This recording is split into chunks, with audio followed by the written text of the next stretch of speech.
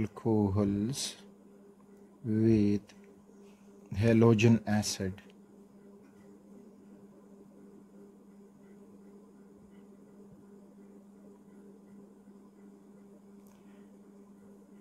इसमें अल्कोहल यानी एक जनरल अल्कोहल ROH, इसका रिएक्शन जब हम HX हेलोजन एसिड से करते हैं तो हमें मिल जाता है कॉरिस्पॉन्डिंग अल्काइल हैलाइड और साथ में वाटर। तो इस रिएक्शन को अगर हम एनालाइज करें तो इसमें जो H है और OH है अल्कोहल का, ये दोनों निकल के वाटर बना देंगे और फिर उसके बाद जो हेलोजन है वो अल्काइल ग्रुप से बॉन्ड होके अल्काइल हैलाइड बना देगा। एक एग्जाम्पल से इसको समझते हैं। तो एग्जाम्पल हमारे पास CH3, CH2 और OH। दिस इज इथेनॉल या इथाइल अल्कोहल। इसका रिएक्शन अगर हम कर दें HI के साथ हाइड्रोजन आयोडाइड तो यहाँ से हमें मिल जाएगा आयोडीन OH को रिप्लेस कर जाएगा तो हमें मिल जाएगा CH3, CH2 एंड I और प्लस H और OH आपस में मिलके वाटर बना देंगे। तो इस तरह से इथेनॉल इथाइल आयोडाइड या आयोडो इथेन में कन्वर्ट हुआ, IUPAC name that is iodo. और फिर अगर 1 लिखेंगे तो वो और भी अच्छा होगा क्योंकि सेकंड कार्बन के ऊपर भी कोई हेलोजन आ सकता है इस दूसरे कार्बन के ऊपर, तो आयोडो इथेन। अब यहाँ पे आपने जो पॉइंट साथ में याद रखना होगा तो वो पॉइंट ये है कि हेलोजन एसिड का ऑर्डर, उसमें hydrogen iodide is more reactive than hydrogen bromide and more reactive than hydrogen chloride, और इस तरह से बहुत कम इस्तेमाल होता है HF। तो ये इनका रिएक्टिविटी ऑर्डर। HCl का रिएक्शन फिर इतना स्लो हो जाता है कि इसके लिए एक कैटलिस्ट हम इस्तेमाल करते हैं। तो कैटलिस्ट यहाँ पे इस्तेमाल होगा प्लस जिंक क्लोराइड। तो ये था reactivity order of the halogen acid. अब अगर हम रिएक्टिविटी ऑर्डर ऑफ दूसरे साइड पे अगर हम अल्कोहल्स का ऑर्डर देखें तो अल्कोहल्स में फिर ये होगा कि tertiary alcohols are more reactive than secondary alcohols and more reactive than primary alcohols. तो ये अल्कोहल के रिएक्टिविटी ऑर्डर और ये हुआ हेलोजन एसिड का रिएक्टिविटी ऑर्डर। तो फॉर एग्ज़ाम्पल अगर हम बनाना चाहते हैं CH3 है, CH और CH3 और यहाँ पे OH मौजूद, तो ये हुआ 2 प्रोपेनॉल। इसका रिएक्शन हम करते हैं HCl के साथ।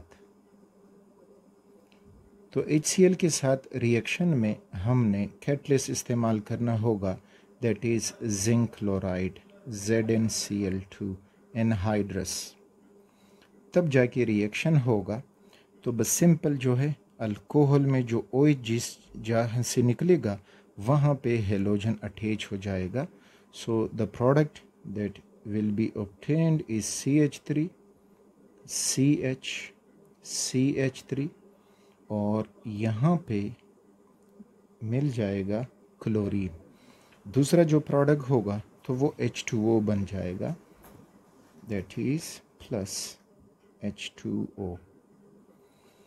मैकेनिस्टिकली अगर हम इसको देखेंगे कि मैकेनिस्टिकली ये कैसे होगा, तो मैकेनिज़्म में पॉइंट ये याद हो, ये हुआ इसका मैकेनिज़्म।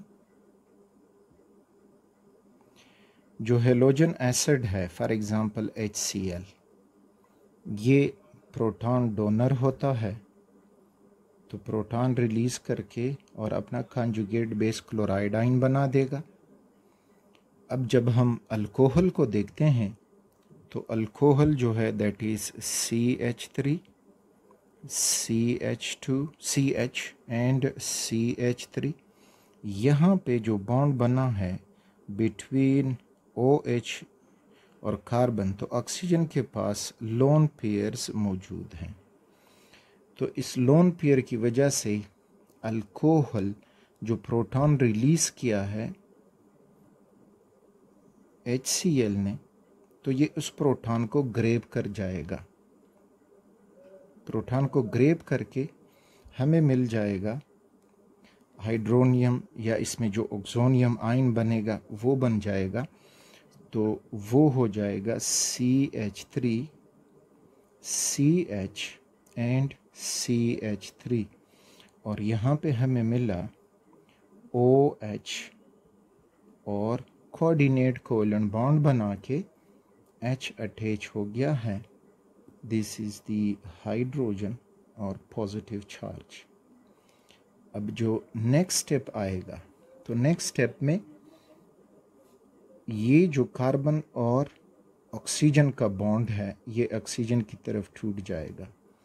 तो इस तरह से टूटने से हमें मिलेगा ये सेकेंडरी कार्बोकेटाइन CH और CH3, ये हुआ सेकेंडरी कार्बोकेटाइन, और ये सारा ये जो है दिस वन, ये -H2O यानी H2O प्रोड्यूस करेगा।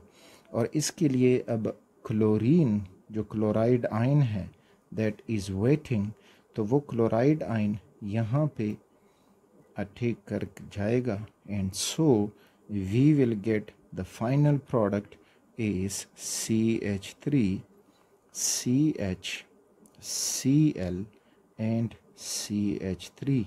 So 2-chloropropane